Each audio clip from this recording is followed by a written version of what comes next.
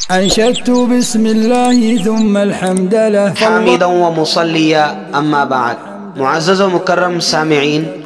قربانی ہی کے متعلق ایک گزارش، ایک درخواست سمجھیے کہ اسلام نے ہم مسلمانوں کو ہر موقع و محل کی تعلیم دی ہے۔ علماء اکرام نے عید الاضحیٰ سے متعلق جہاں بہت ساری تعلیمات لکھی ہیں، ان میں سے ایک نہایت ہی اہم تعلیم یہ بھی لکھی ہے کہ ہمارے قربانی والے اہم عمل کی وجہ سے کسی دوسرے کو تکلیف نہ ہو، اسی لیے اس کا خون اور اس کے فضلات یعنی اس کے استعمال کے علاوہ والی چیزیں ایسی جگہ نہ ڈالنی چاہیے جس کے ذریعے دوسروں کو، پڑوسیوں کو یا راستہ چلنے والے احباب کو تکلیف ہو جائے، کیونکہ اسلام میں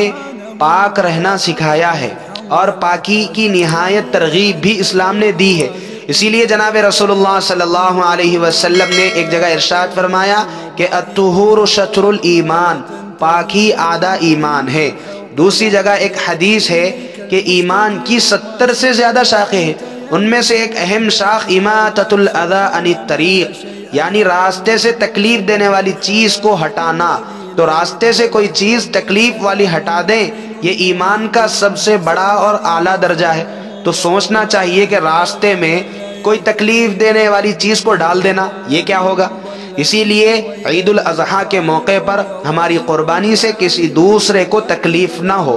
چاہے اس کا خاص خیال رکھنا چاہیے، چاہے اس کی ہڈیوں ہی سے کیوں نہ ہو، اس کے چمڑے کھال وغیرہ سے، یا اس کی خون کی بدبو ہی کی وجہ سے کیوں نہ ہو، کسی دوسرے کو تکلیف ہرگز نہیں ہونا چاہیے، کیونکہ حدیث میں ہے کہ ان اللہ نظیف ویحب النظافہ، اللہ پاک صاف ہیں اور اللہ پاک صفائی ہی کو پسند کرتے ہیں۔ تو ہماری قربانی کے اس عمل سے کسی دوسرے کو تکلیف نہ ہو، چاہے اس کی بدبو کی وجہ سے، اس کا خاص خیال رکھنا چاہیے، کیونکہ میرے عزیز دوستوں، قربانی دینا ایک اہم عمل، سنت عمل، واجب عمل ہے۔